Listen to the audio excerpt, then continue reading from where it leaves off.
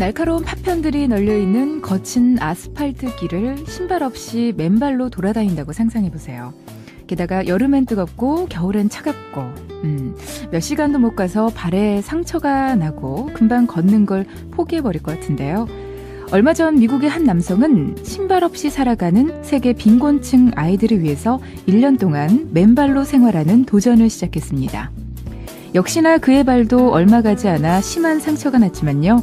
그는 꾸준히 치료를 받으면서 지금까지도 계속 맨발 생활을 하고 있습니다.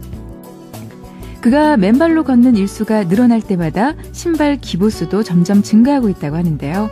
그 의미 있는 도전 끝까지 멋지게 이어나갔으면 좋겠습니다. 2014년 3월 29일 토요일 EBS 오디오북 시작합니다.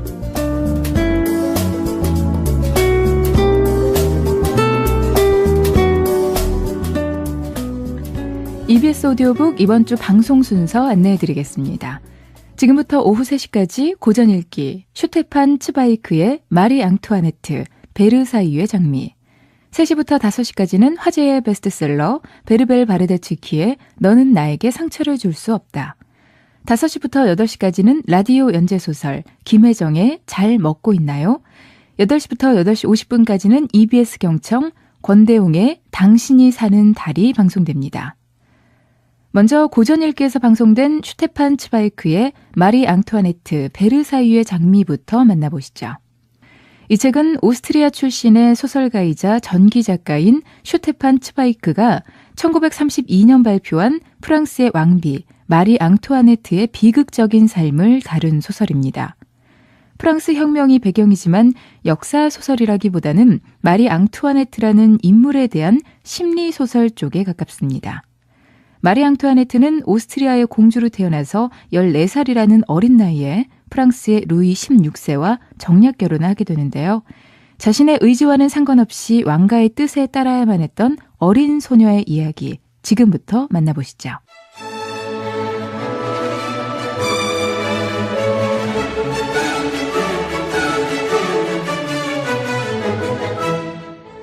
이 중요한 국사의 담보, 아무것도 모르는 11살이 된 마리 앙투아네트는 그 사이 12살, 13살이 되어감에 따라 화사하게 자라나 우아하고 날씬하고 누가 봐도 예쁜 모습으로 형제, 자매, 친구들과 어울려 쇤부른궁의 정원에서 그리고 방에서 쾌활하게 뛰어다니며 놀았다.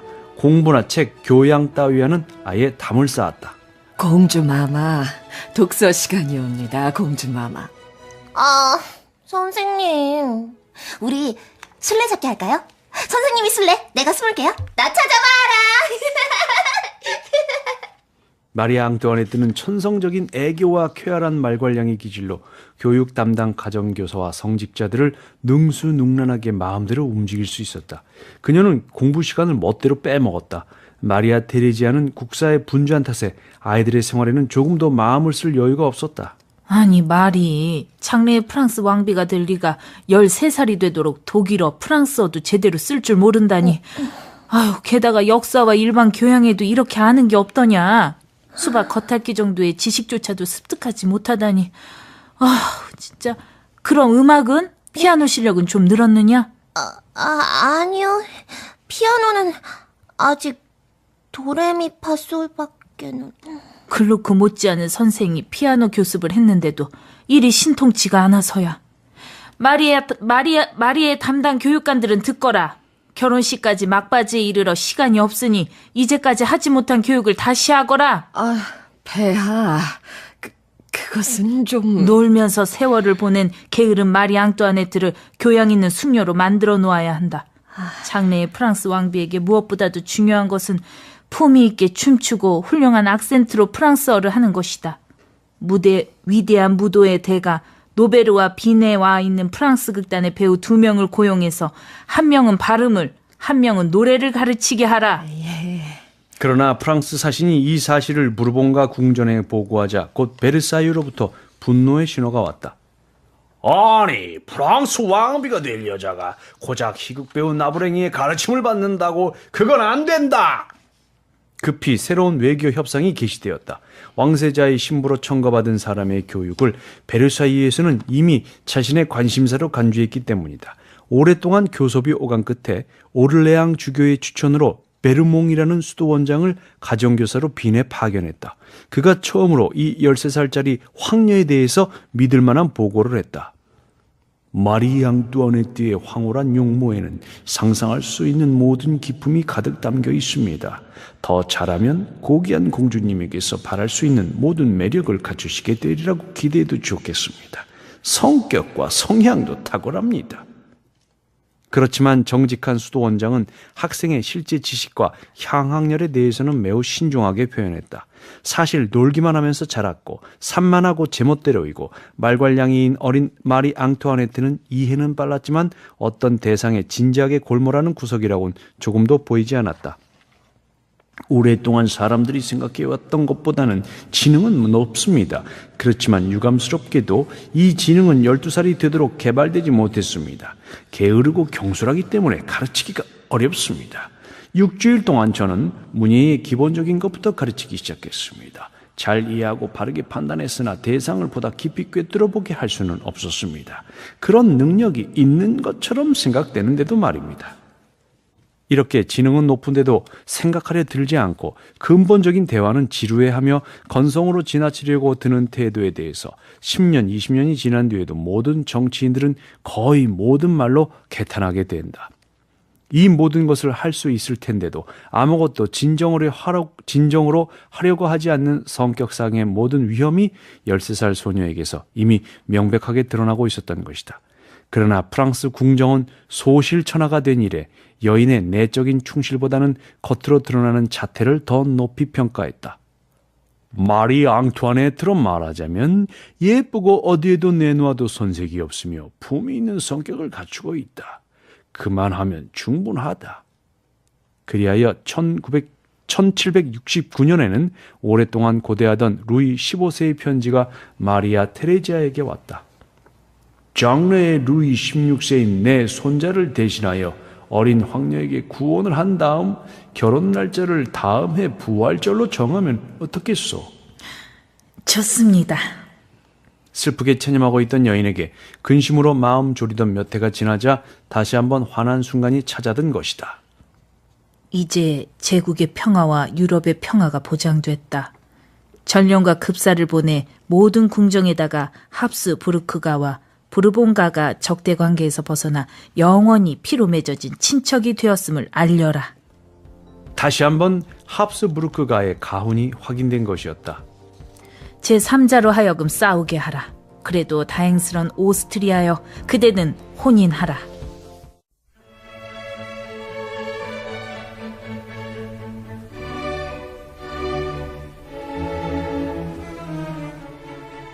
왕세자비는 이미 아이가 아니었으며 또한 아이가 되어서도 안 되었다. 그녀에게 확고부동한 품위를 지녀야 한다는 의미를 상기시켜 주려고 모두가 고심했다. 교육은 주로 독실한 신자인 채하는 수석 여관과 루이 15세의 세 딸이 맡았다. 편협한 신심을 가진 고약한 노처녀들이었다. 그들의 정숙함은 가장 심술궂은 험담가들도 감히 의심하려고 들지 못했다. 마담 아델라이드, 마담 빅투아르, 마담 소피, 이 세 운명의 여신은 겉으로는 매우 다정하게 남편이 제대로 돌봐주지 못하는 마리 앙투아네트를 맡았다. 그러나 은밀히 규방에서 마리 앙투아네트가 그들에게서 배운 것은 궁중에서 벌어지는 암투의 전략들이었다. 음흉한 악의, 비밀스러운 간계, 중상 비방의 기술, 신랄하게 비꼬는 기술을 배워야 했던 것이다. 아, 시고모님들 너무 재밌는데요? 철부지 마리 앙뚜아네트는 처음에는 새로운 학습이 재미있어 이 소금기 섞인 재담을 아무런 저항 없이 무턱대고 따라 나불거렸다. 하지만 그녀의 타고난 정직성이 그런 악의에 반감을 가지게 했다. 세 노처녀에게는 안 됐지만 마리 앙뚜아네트는 자신을 꾸미는 방법, 증오든 애착이든 자기 감정을 숨기는 방법을 습득하지 못했다. 올바른 본능이 그녀를 시고모들의 후견에서 벗어나게 했다. 정직하지 못한 모든 것들이 그녀의 곧고 거침없는 본성에 거슬렸던 것이다.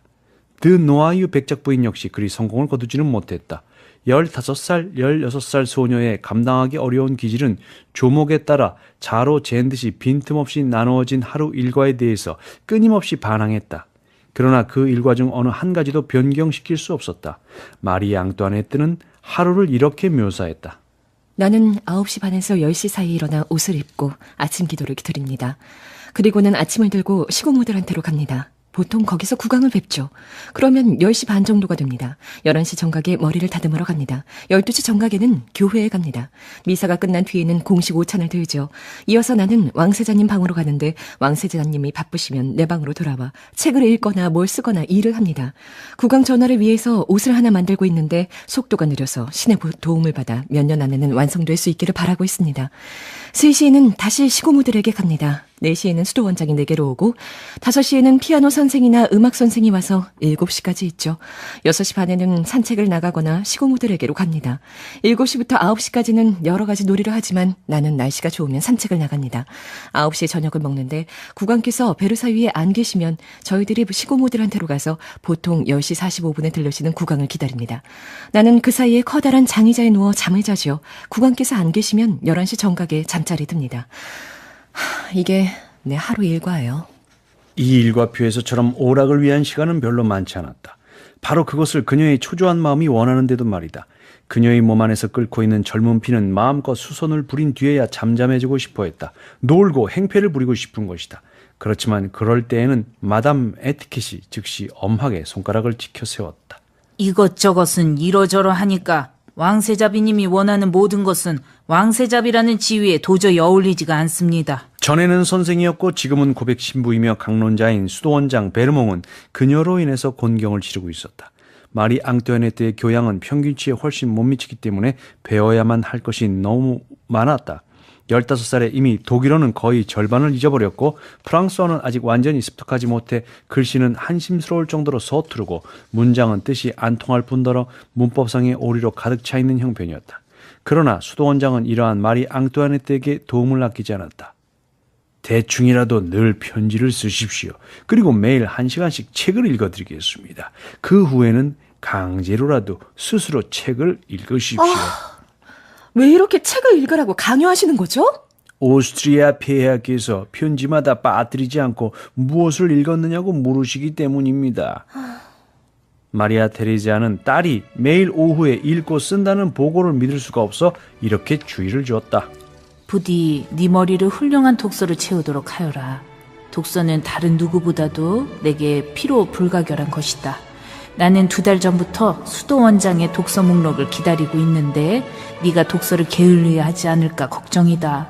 말이나 당나귀 같은 짐승이나 독서하도록 정해진 시간에 딴전을 부리는 법이다.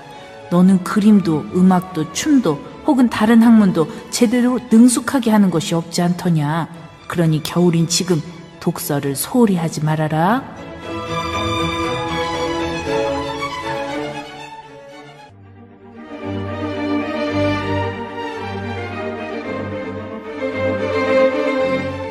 마리 앙뚜아네트가 뒤바리와 말하려고 하지 않는 한 폴란드 분할이 국가 간에 큰 문제를 일으켜 종국에 가서는 전쟁까지 터질지도 모르므로 마리아 테레지아는 기겁을 했다. 안 될 말이지. 55세 나는 고통스러운 양심의 가책을 받으면서 내 딸을 국책에 제물로 바치려고 하는데 물정 모르는 15살이 된 그 딸이 교양보다 더 교양다우려고 하고 어머니인 나보다 더 도덕적이려고 들다니 가당키나 한 일인가? 마리아 테레지아는 어린 마리 앙뚜아네트의 반항심을 꺾어놓기 위해서 여느 때보다도 강한 어조의 편지를 써야 했다. 물론 폴란드나 국책에 대해서는 한마디도 언급하지 않고 사건을 하찮은 일로 다뤄 이렇게 썼다. 정말 어버이 중에 어버이인 국왕에게 말을 건네는 일이 얼마나 두렵고 어려운 일인지 안다. 네가 말을 건네야 된다고들 하는 사람한테 말을 건네는 건 역시 그럴 게다. 그렇지만 그저 안녕하세요 라든가 그런 비슷한 말을 하는 것이라면 뭐 그리 겁날 게 있느냐. 사소한 말 한마디 하는 것이 그렇게 불쾌한 일이냐. 아니면 그보다 더하단 말이냐. 너는 이성뿐 아니라 의무감으로도 설득되지 않는 노예적 정신 상태에 있는 것 같다. 나는 이제 더 이상 입을 다물고만 있을 수가 없구나. 너는 뒤바리를 궁정에서 국왕의 상대로 허락받은 다른 여자들과 똑같이 대접해야 한다. 너는 국왕의 으뜸가는 신하로서 너의 지배자가 원하는 바를 무조건 수행한다는 것을 온 궁정에 보여주어야 한다. 물론 굴욕을 요구하거나 극진한 태도를 바란다면 나나 다른 누구도 너에게 그런 일을 하라고 충고하지는 않을 게다. 그렇지만 그 여자를 위해서가 아니라 너의 지배자이자 은인이신 할아버지를 위해서 아무 말이나 한마디 하는 것이 그렇게 어려우냐? 이 포격은 마리 앙뚜아네트의 길을 꺾었다. 걷잡을 수 없이 제멋대로 굴었고 고집스럽기는 했지만 그녀는 아직 한 번도 어머니의 건의에 반기를 든 적이 없었다. 합스부르크가의 교육의 승리가 여기서도 또다시 증명된 셈이다. 결국 마리 앙뚜아네트는 그저 형식상 조금 튕겼을 뿐이다. 싫다고 하진 않겠어요. 그 여자와 절대로 말하지 않겠다는 것도 아니에요. 정한 날, 정한 시간에 이야기할 수 없을 뿐이에요. 그 여자가 미리 알고는 승리감에 취해 있으라고요? 그러나 사실 그녀의 저항은 마음속에서 이미 무너져 있었고 이 말은 마지막 퇴각전에 불과했다. 항복 문서에는 이미 도장이 찍혀져 있었다. 1772년 정월 초하룻날 드디어 이 영웅적이면서도 우습기까지 한 여자들의 싸움의 마지막 결전이 벌어졌다. 결과는 마담 뒤바리에게는 승리였고 마리 앙뚜아네트에게는 굴욕이었다. 전과 같이 극장 무대가 마련되고 또다시 엄숙하게 온 궁정 사람들이 증인이자 관객으로 추대를 받았다. 국왕에게 드리는 거창한 신년 하례가 시작됐다. 궁중 귀부인들은 서열에 따라 하나씩 차례로 왕세자비 앞을 지나갔다. 그 중에는 대신의 부인인 애기용 공작 부인이 마담 뒤바리와 함께 있었다. 왕세자비는 애기용 공작 부인에게 몇 마디 말을 하고 난 다음 고개를 마담 뒤바리 쪽으로 약간 돌려 정면을 향한 것은 아니지만 좋게 해석하면 그녀를 향했다고 볼 수 있을 정도로 돌려 오래 기다렸던 말, 잔인하게 쟁취된 말, 전대미문의 운명적 위력을 지닌 그 말을 했다. 모두가 한마디도 놓치지 않으려고 숨을 죽였다. 오늘은 베르사유에 사람들이 많이 오셨군요. 정확하게 이 문장을 억지로 쥐어짜내듯 말했다.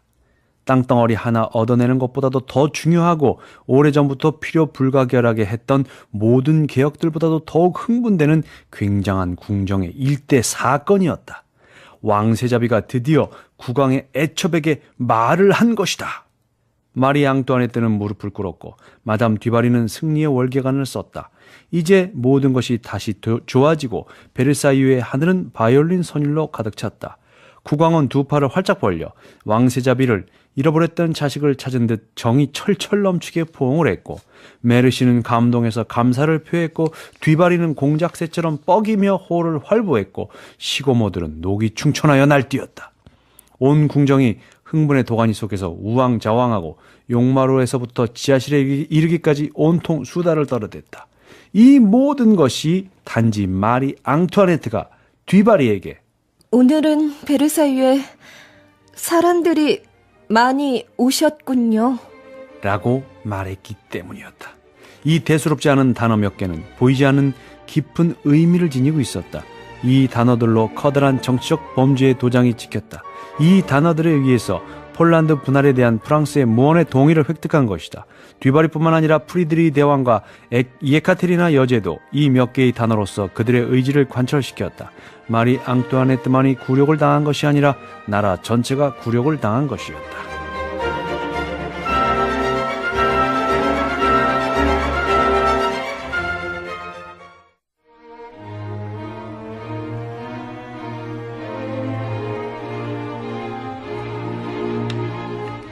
아침에 일어나서 하는 두 번째 걱정은 머리 모양이었다. 다행히 이 분야에도 고도의 기술자가 한 명 대기하고 있었다. 안녕하십니까? 제 이름은 레오나르입니다. 그 누구도 추정할 수 없는 무궁무진한 로코코 양식의 피가로. 이 사람은 신사 차림의 육두마차를 타고 매일 아침 파리에서 베르사유로 왔다. 빛과 세발 향수 그리고 향유를 가지고 새로운 고상한 기술을 날마다 왕비에게 시험해 보였다. 위대한 건축가 망사르의 이름을 딴 정교한 뾰족 지붕처럼 레오나르 씨는 네로라 하는 지체 높은 집안의 여자들의 이마 위에다 머리카락에 탑을 쌓아 올렸다. 우선 커다란 머리핀과 고형 포마드를 많이 써서 이마의 모근에서부터 머리카락을 수직으로 세웁니다. 프로이센 척탄병의 모자 2배 정도 높게 올리고 난 뒤에 눈 위 50cm 되는 공중에서 비로소 이 예술가 본연의 조형적인 세계가 시작되었다. 이 뻥머리, 키 작고 스머리 위에 과일과 정원과 집, 배 따위를 만들었고 출렁이는 바다가 있는 온갖 풍경과 파노라마, 색색의 온 세상 광경을 빗으로 본떠 놓았을 뿐만 아니라 아주 다양한 유행을 만들기 위해서 이 조형 예술가는 항상 그날의 사건을 상징적으로 모사하기도 했다. 이 새만한 두뇌를 골몰하게 하는 모든 것, 텅 빈 여자들의 머리를 채우는 모든 것을 머리 위에서 볼 수 있도록 장식해야만 했다. 제가 어제 글루크의 오페라를 봤는데 너무나 환상적이었습니다. 오늘은 검은 상장 리본과 디아나 여신의 반달을 곁들인 이 비게니아 머리형을 해드리겠습니다. 오늘은 또 어떤 머리형인가요? 어제 국왕께서 천연두 예방접종을 맞으셨지요. 오늘은 종두장식 머리형입니다. 오늘의 스타일은 뭐죠? 미국에서 봉기가 일어났다고 합니다. 그래서 오늘은 자유형의 머리를 해드리겠습니다. 그러나 이보다 더욱 극악스럽고 어리석은 것은 기근이 들어 파리의 빵가게가 약탈을 당했을 때였다.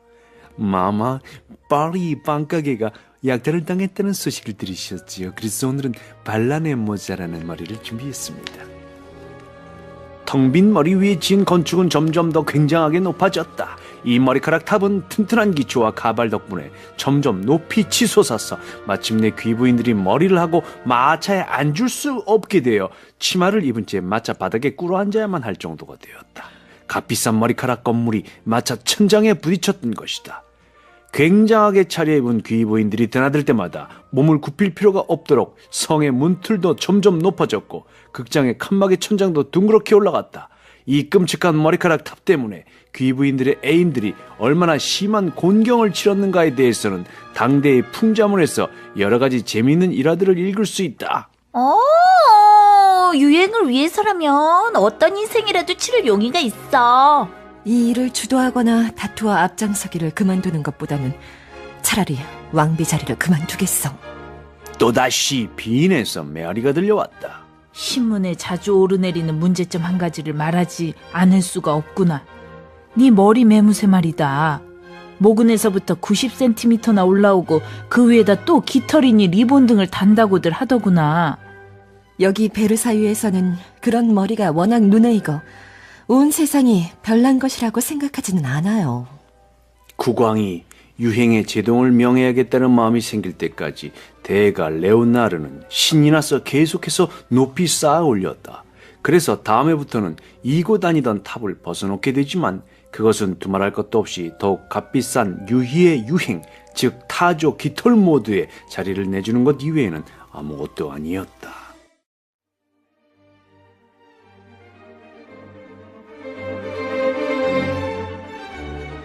어느 날 갑자기 1775년 무도회, 그때까지 왕비가 알지 못했던 한 여인, 겸손한 우아함으로 감동을 주는 푸른 눈빛의 천사처럼 맑고 자태가 소녀처럼 연연한 어느 여인이 왕비의 눈에 띈 것이다.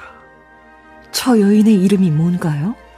쥐일 드 볼리냐크 백작 부인입니다. 이번에는 랑발 부인의 경우처럼 서서히 우종으로 승화한 인간적인 호감이 아니라 갑작스럽고 열정적인 관심, 첫눈에 반한 사랑, 일종의 뜨거운 열렬한 사랑이었다. 마리 앙뚜아네트는 이 낯선 여인에게로 다가갔다. 부인? 그동안 왜 그렇게 궁정에 나타나지 않았어요? 저는 신분에 맞는 생활을 할 만큼 형편이 넉넉하지 않습니다. 폴리냐크 백작 부인은 정말 솔직하군. 참으로 순수한 영혼이 이 매력적인 여인 속에 감추어져 있는 게 틀림없어. 죄악의 수치인 돈이 없다는 말을 이렇게 감동적으로 스스로 털어놓을 수가 있다니. 이 여자야말로 내가 오랫동안 찾았던 이상적인 친구가 될 거야. 마리 앙뚜아네트는 즉시 폴리냐크 백작 부인을 궁정으로 불러들였고 남들이 시샘할 정도로 눈에 띄는 총애를 산더미처럼 내렸다. 왕비는 그녀와 팔짱을 끼고 다녔고 그녀를 베르사유에서 기거하게 했고 어디든 함께 데리고 다녔다. 조신들은 나와 함께 말리에 다녀와야겠어요. 마마, 어디를 가시려고 하십니까? 폴리냐크 백작 부인이 출산을 하고 누워있잖아요. 하지만 마마께서 말리까지 직접 가실 필요는 없사옵니다. 둘도 없는 친구예요. 찾아가 봐야 하지 않겠습니까? 조신들은 모두 나를 따라오세요. 몇 달 사이에 영락한 귀족 부인이 마리 앙뚜아네트와 온 궁정의 주인이 되었다. 그러나 유감스럽게도 이 섬세하고 순결한 천사는 하늘에서 내려온 것이 아니라 빚더미에 파묻힌 집안 출신이었다. 왕세자비가 호의를 보일 때 열심히 이용해야 해. 제모 대신은 폴리냐크 백작 부인의 빚 40만 리브르를 갚아주세요. 그리고 부인의 딸이 결혼을 한다는군요. 지참금으로 70만 리브르를 주고 3위는 해군 대령 자리를 주세요. 그리고 부인의 남편은 마마! 폴리냐크 백작 부인은 오래전부터 정부가 남편 자리를 차지하고 있다고 합니다. 상관없어요. 그에게 공작 차비를 주세요. 그리고 우편 업무를 담당하도록 하세요. 그것은 프랑스의 가장 실속 있는 직책 중에 하나인데. 그러니까 주세요. 그리고 폴리냐크의 동서인 디안데 폴리냐크를 궁정 시녀에 명합니다. 농. 그러나 그 여자는 평판이 너무 나쁩니다. 사람들의 평판 따위는 상관없어요. 그리고 폴리냐크 백작 부인은 오늘부터 왕실의 아기들의 가정교사입니다. 부인은 연금을 받은 것 이외에도 사신이 되어 온 가족이 돈과 명예에 파묻혀 허우적거렸다. 또 넘치는 풍요의 뿔에서는 폴리냐크의 정부들에 대한 총애가 쏟아져 나왔다. 마침내 왕비의 이런 일시적인 기분을 위해서 폴리냐크 가를 위해서 국가는 해마다 50만 리브르를 부담하게 되었다. 메르시 대사는 당황하여 비인으로 소식을 전했다.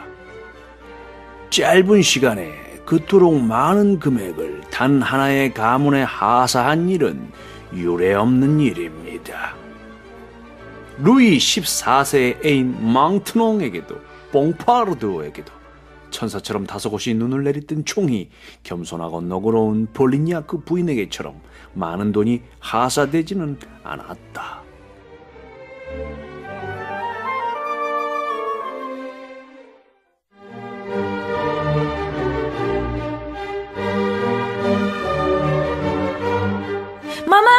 마마! 아니, 대체 무슨 일이길래 그렇게 흥분을 했나요? 어제 궁중 납품 보석상 배모가 저희 집에 와서 왕비마마 아련을 청했습니다. 그런데 작센 출신의 그 유대인이 아주 이상하고 난처한 이야기를 했습니다. 왕비마마께서 몇 달 전에 배모에게 값진 다이아몬드 목걸이를 가져오게 하셨고 그때 지불은 분할해서 하기로 하셨다는 겁니다. 그런데 활부금 첫 지불기일이 벌써 오래전에 지났는데도 일전 한 푼 지불되지 않았고 배모의 채권자는 돈이 필요하다고 독촉이 불갔다고 합니다. 뭐라고? 아니, 다이아몬드라니 무슨 목걸이 말이야? 할부금이라 무슨 할부금? 배모와 바상주 두 보석상이 정교하게 완성시켰다는 값진 목걸이라면 본 적은 있어요. 그 두 사람이 몇 번인가 160만 리브르에 흥정을 했거든요. 물론 호사스러운 그 목걸이를 가지고 싶긴 했지만 대신들이 돈을 내놓지도 않았고 나도 적자로 숨이 턱까지 차 있어서 살 수가 없었다고요. 그런데 그 사기꾼들은 내가 어떻게 목걸이를 샀다고 그것도 분할 지불로 남모르게 사놓고 돈을 갚지 않는다고 주장을 할 수 있단 말인가요? 엄청난 착각이지. 참, 이제 기억이 나는군. 그 일주일 전쯤에 감사하다느니 값진 장신구가 어떻다느냐 하는 이상한 편지 한 장이 보석상에게서 온 적이 있기는 한 것 같아요. 그 편지가 어디 있더라? 그 편지... 맞아. 태워버렸지. 마리 앙뚜아네트는 결코 편지를 또박또박 읽는 적이 없었기 때문에 그때도 감사하다는 이해할 수 없는 편지를 그 자리에서 없애버렸던 것이다. 그런데 대체 무엇을 원하는 것일까? 마리 앙뚜아네트는 즉시 비서를 시켜 베모에게 편지를 썼다. 며칠 있다 8월 9일에 나를 찾아오시오. 골치야. 그렇지만 바보와의 일은 그리 급할 것 없어. 지금은 세비야의 이발사 초연에만 머리를 써야 하니까. 8월 9일 흥분으로 얼굴이 하얘진 보석상 배머가 나타났다. 그가 하는 이야기는 도무지 이해가 되지 않았다. 처음에 왕비는 정신병자를 대하는 기분이었다. 발로아 백작부인? 내가 친한 친구라고? 그런 이름의 여자는 만나본 적도 없는걸. 분명히 그 여자가 그 보석상에 나타나서 그 목걸이를 보고는 왕비님이 남몰래 사고 싶어 한다고 했습니다. 그리고 로왕 추기경 예하께서 왕비 폐하의 위임으로 목걸이를 받아갔습니다. 뭐라고? 그 꺼림칙한 작자가 그와는 말 한마디 해본 적이 없는데? 사건의 전모를 즉시 상세하고 정확하게 서면으로 작성하시오. 8월 12일 그녀는 오늘날까지도 문서실에 보관되어 있는 기막힌 자료를 받았다. 마리 앙투아네트는 꿈을 꾸는 것만 같았다.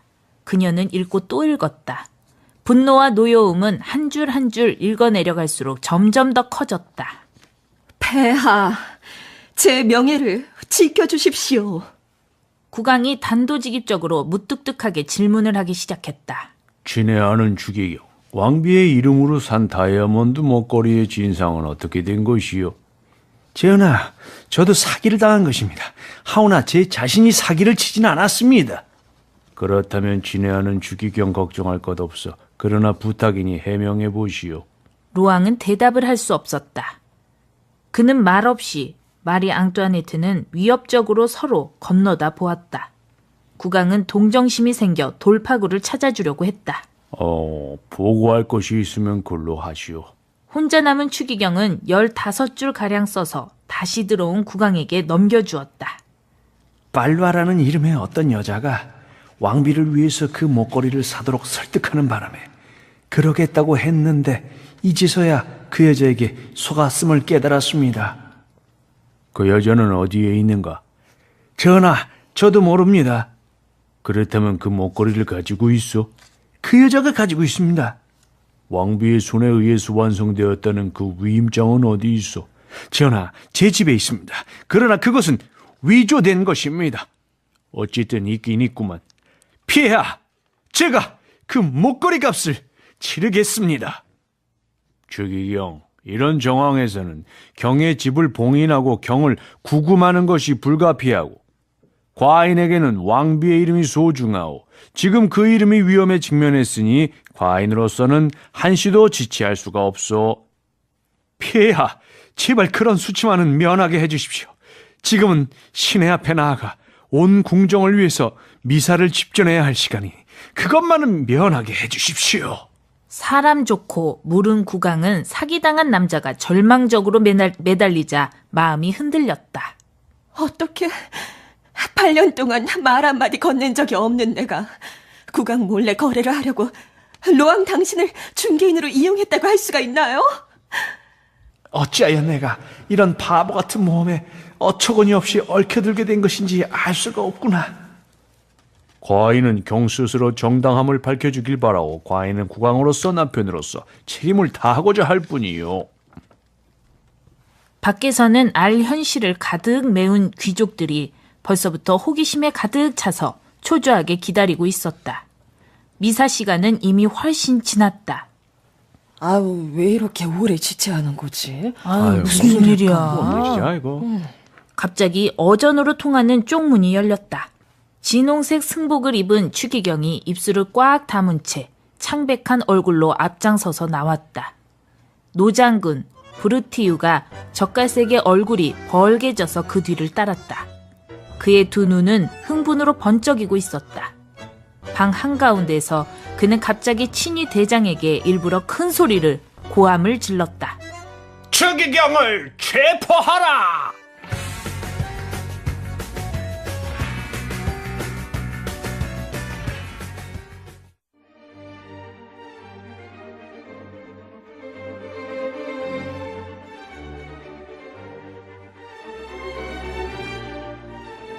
도박에서 3번 최고 카드를 쥔 사람은 4번째 역시 무심하고 무모하게 큰 판돈을 걸게 마련이다. 예상치 못했던 우연히 라모트의 손에 최고의 패 에이스 카드를 밀어주었다. 어느 날 라모트가 연 파티에서 어떤 사람이 이런 이야기를 했다. 가련한 궁중 보석상 베모하고 바상주가 근심에 쌓여 있어. 자신들의 전 재산 말고도 빚까지 얻어서 세상에서 가장 멋진 다이아몬드 목걸이 하나를 손에 넣었다고 하는군요. 그 목걸이를 스페인 궁정에도 내놔봤고 장신구에 넋이 빠져서 값은 묻지도 않고 쉽게 사는 마리 앙뚜아네트 왕비한테도 3번이나 권했는데 이 성가신 절약가 루이 16세가 160만 리브르를 내놓으려고 하지 않았다는 거예요. 이제 보석상 어떻게 될 거야 이거. 아주 그냥 물이 목까지 차올라온 판이지. 지금은 그 멋진 목걸이를 이자가 갉아먹고 있다는 거예요. 그 경이로운 목걸이를 하나하나 분해해야 되고 그들의 돈도 모두 날아가 버릴 거라더군요.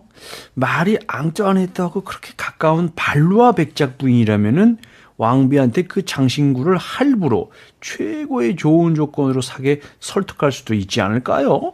그러면 짭짤하게 국물도 돌아갈 텐데. 그래요?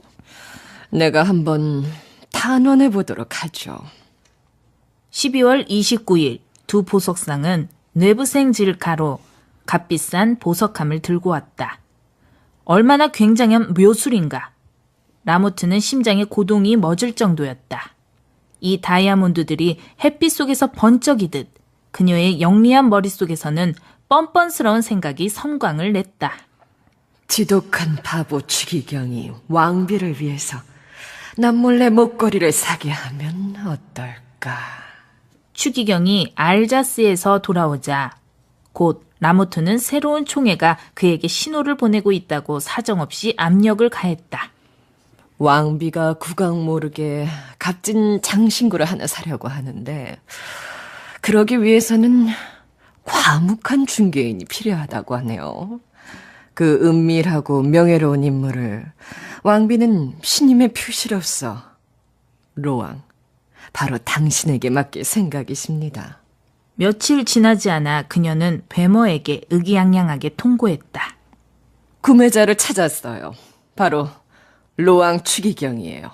1월 29일 주교궁인 스트라스부르 대저택에서 매매 계약이 맺어졌다. 160만 리브르를 4번으로 나누어 6개월에 한 번씩 2년 동안 지불한다. 물건은 2월 1일에 인도받고 첫 할부금은 1785년 8월 1일에 지불한다. 서명 로앙. 자, 라모트, 당신의 친구 왕비에게 이 계약서를 보여드리시오. 그 다음 날, 그러니까 1월 30일에 이 사기꾼은 대답을 전했다. 왕비께서 동의하셨습니다. 그런데 말입니다. 이런 굉장한 보증을 서는데 적어도 채무 증서 같은, 그러니까 왕비가 서명한 서류 한 장쯤 무엇이든 글러댄 것을 수중에 지니고 있어야 하지 않겠소? 뭐? 지금까지 말 잘 듣던 바보 당나귀가 왜 갑자기 반항이야? 그렇다면 좋아. 비서는 무엇에 쓰려고 집에 두었겠어? 그 다음 날로 라모트는 계약서를 다시 가져왔다. 그런데 보라, 조항 하나하나에마다 귀퉁이에는 친필로 제가라고 썼고 계약서 끝에는 마리 앙뚜아네트 들 프랑스라고 역시 친필로 서명이 되어 있지 않은가. 머리가 조금이라도 돌아갔더라면 궁중, 자선 주교요, 학술원 회원이며 전직 대사에다 장래 일국의 재상을 꿈꾸는 사람으로서 프랑스에서는 왕비가 서류에 이름만 쓸 뻔들어 서명하지 않는다는 것, 즉 마리 앙뚜아네트 들 프랑스 같은 서명은 익숙한 위조범도 못 되는 아주 무식한 최하급 위조범의 짓이라는 것쯤은 단박에 알아차렸어야 마땅할 것이었다. 왕비께서 비너스 숲에서 몸소 나를 은밀하게 맞아주셨는데 어찌 의심을 하겠어. 이 채무증서를 결코 내놓거나 타인에게 보이지 않겠소. 다음 날인 2월 1일 보석상은 장신구를 추기경에게 가져왔고 그는 저녁에 그것을 손수 라모트에게 들고 갔다. 그것이 왕비의 귀한 손으로 넘어가는 모습을 직접 확인하기 위해서였다. 뇌부생질가에서는 오래 기다릴 필요가 없었다. 오래지 않아 계단을 올라오는 남자의 발자국 소리가 들렸다. 추기경님, 옆방으로 들어가 주시죠. 그 방에서라면 유리창을 통해서 합법적인 인도를 지켜보고 확인해도 좋습니다. 실제로 온통 검은 옷을 입은 젊은 남자 한 사람이 나타났다. 라모트의 기특한 비서 레토였다.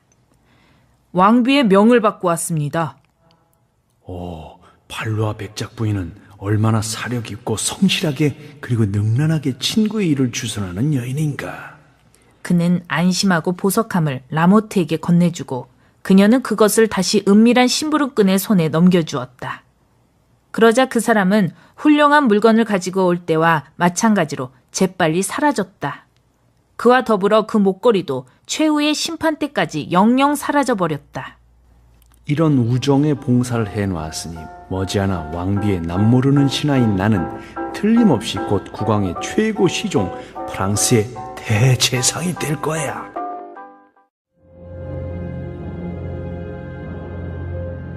오랫동안 고등법원을 무시했던 국왕과 왕비는 기어코 대가를 치렀다. 22표 대 26표로 추기경에 대해 아무런 문책 없이 무죄를 선고한다.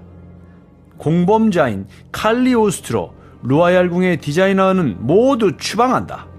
라모트 부인에게는 전 책임을 물어 전원일치의 판결에 의해 태형과 함께 절도범의 머리글자 V의 낙인을 찍어 살페트리에르 감옥에 종신형 죄수로 가둔다.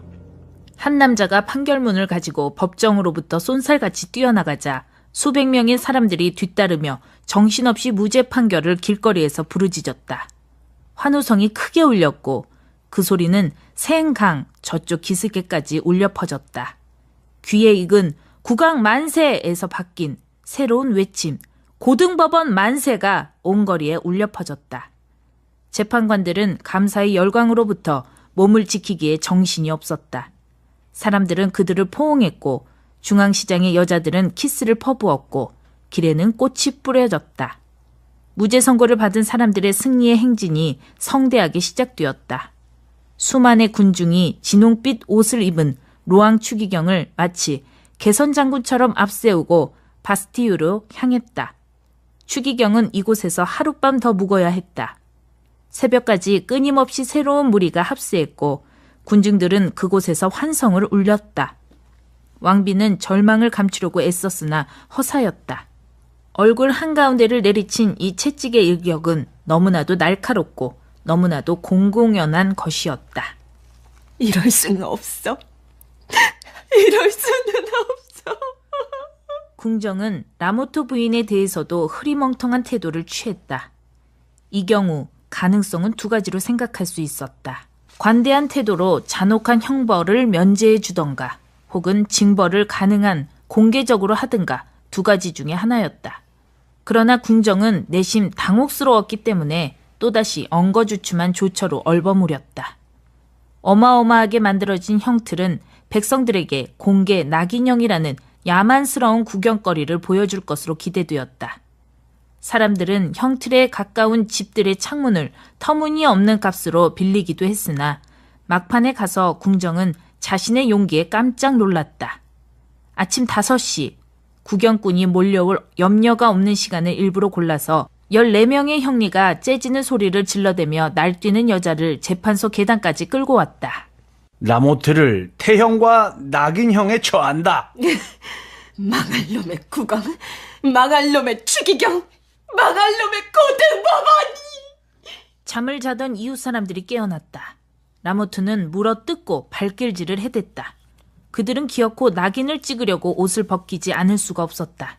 그런데 시뻘겋게 달구어진 쇠도장이 어깨에 닿으려는 순간 여자는 알몸을 드러내어 경련을 일으키며 몸을 뻗쳐 올렸기 때문에 시뻘건 V자는 어깨가 아닌 가슴에 찍혔다. 그녀는 미쳐 날뛰는 짐승처럼 형리의 몸을 옷 위로 물어뜯은 뒤 정신을 잃고 쓰러졌다. 의식을 잃은 여자는 짐승 시체처럼 살페트리에르 감옥으로 끌려갔다. 이곳에서는 그녀는 판결대로라면 종신토록 푸대 같은 회색 아마천 옷에 남학신을 신고 검은 빵과 콩을 먹으면서 노동을 해야 했다.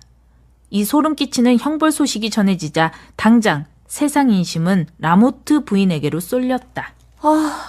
결백한 라모트 부인이 불쌍하지 않아요? 그 이유는 왕비에 반역하면서도 위험스럽지 않은 새로운 방법이 발견되었기 때문이었다. 즉, 희생자에게 불행한 여자에게 동정만 보내면 되기 때문이었다. 오를레안 공은 공개적으로 위로금 모금을 시작했고 귀족들은 감옥에 물건이나 음식을 넣어주었고 매일처럼 귀족 마차가 살페트리에르 감옥에 도착했다. 요즘 파리 사격의 최신 유행이 뭔 줄 아세요? 복역 중인 도둑을 찾아보는 일이잖아요.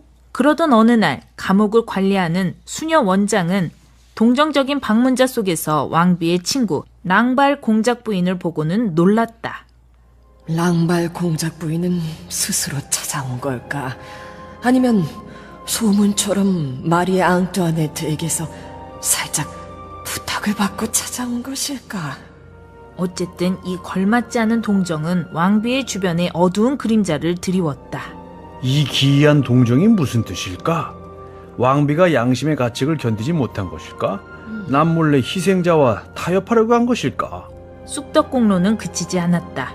그런지 몇 주일 뒤에 알 수 없는 방법으로 누군가가 밤을 틈타서 감옥의 문을 열었다. 라모트 부인이 영국으로 달아났을 때 온 파리의 소문은 일치했다. 라모트 부인이 법정에서 배짱 좋게도 먹거리 사건에서 왕비의 죄와 공범 관계를 덮어준 게 고마워서 왕비가 친구를 구출해줬다는구만. 그래요?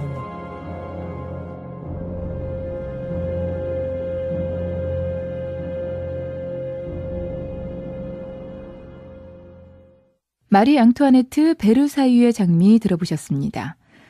오스트리아의 철없던 어린 공주가 프랑스의 왕비가 되고 또 프랑스 혁명을 겪으며 단두대의 이슬로 사라지기까지의 내면적 성숙을 그린 작품이었습니다. 츠바이크는 마리 앙투아네트를 역사의 비극 앞에서 변화해가는 지극히 평범한 여인으로 그려냈는데요. 악의적으로 왜곡된 많은 역사적 평가들을 떠나서 한 인간으로서의 마리 앙투아네트의 모습을 볼 수 있었던 것 같습니다. 지금까지 고전 읽기 슈테판 츠바이크의 마리 앙투아네트 베르사유의 장미였습니다. 이어서 화제의 베스트셀러 만나보시죠.